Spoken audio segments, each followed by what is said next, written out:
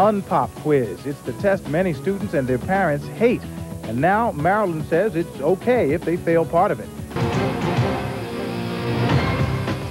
It is not too often that a school system would tell its students it's okay to fail, but Maryland is apparently doing just that by approving a plan that would allow students to fail 1 out of 4 tests they have to take to graduate.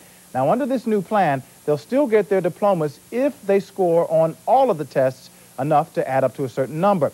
Still, a lot of people in Maryland don't like the idea of a single set of tests being the deciding factor for graduation. But what are they so concerned about? Are the tests really all that hard? Well, let's see if you can answer this question, which we took from a sample page of the Maryland assessment test. The question: the prosecutor in a criminal case is a person who F, represents the defendant, G, represents the government, H, serves as the head of the jury, or J, presides as judge.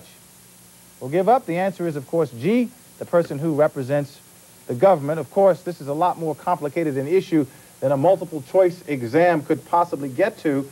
So let's talk about it with some folks who have a stake in what's going on. Judith Browne is with the Advancement Project, a group questioning these tests. Reggie Felton is president of the Montgomery County Board of Education. I want to welcome you both. And Ms. Browne, I'll start with you. For years, folks have complained students are graduating without knowing how to read, without knowing how to write. What is wrong with the idea of putting a test down that says if you can't do these things, you don't get a diploma? Well, a test shouldn't be the only measure of how a student's doing. What it says is that if you take that one test, we don't care how you did all school year. We don't care how you did the past 4 years in the classroom. We have to measure students based upon not only a test is an indicator, but what goes on in the classroom. I could be getting A's all year long. But we've been doing that. We've been measuring by the classroom. And now people are saying, you know what? We measure by the classroom and we're still getting kids going out of school that can't read and don't know how to write or whatever. What's wrong with having an objective standard? We do need to have objective standards, but tests are only one of them. But we also have to have portfolios and other kinds of assessments that the school district can put in place that would measure how a student is doing. These tests are not designed to show whether or not a child should be promoted or should graduate. That's not what they were put in place for. Well, let's find out what Reggie Felton thinks they were put in place for. Well, what they were supposed to do is to measure the performance of students and predict performance. Frankly, we are also concerned that tests should be reliable and valid, and there should be data that would support that. Assessments are good. You're absolutely right. We're in a school system. School systems ought to be held accountable. Assessments ought to be used for to diagnose performance, to help teachers move them toward a particular goal. We ought to have targets. We ought to know what it means to have a diploma. The issue is, do we have valid and reliable assessments? Is it your sense they don't? And what about this new plan that would allow you to fail one test if you're able to get enough scores on the others to make up the difference? We have to look at this as a compromise. Initially, they were talking about a tiered system in terms of diplomas for students in Maryland. That certainly didn't make sense.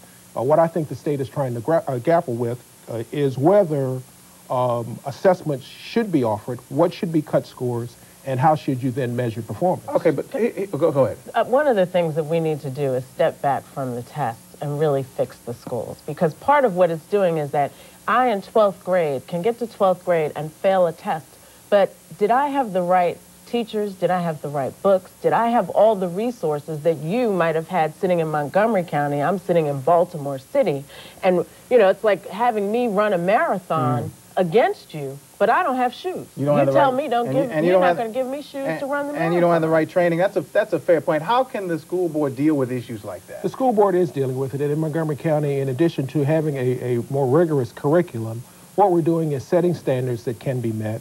We are investing in professional development for teachers so that they understand what are those educational outcomes. So bottom line, I just want to get to this point because Judith made it earlier.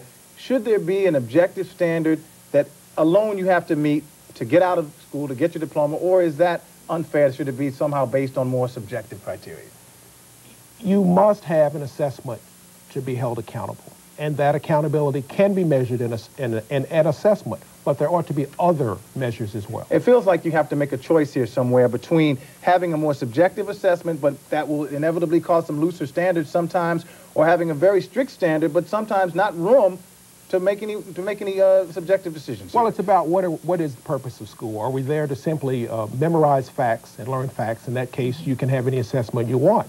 What we're about is critical thinking. We know that our students will have far greater demands in the future than they've ever had before, and so it's not a matter of simply do you know a list of facts. All right. It's how do you think. We got to go. Thank you, both of you. Thank you. Thank you.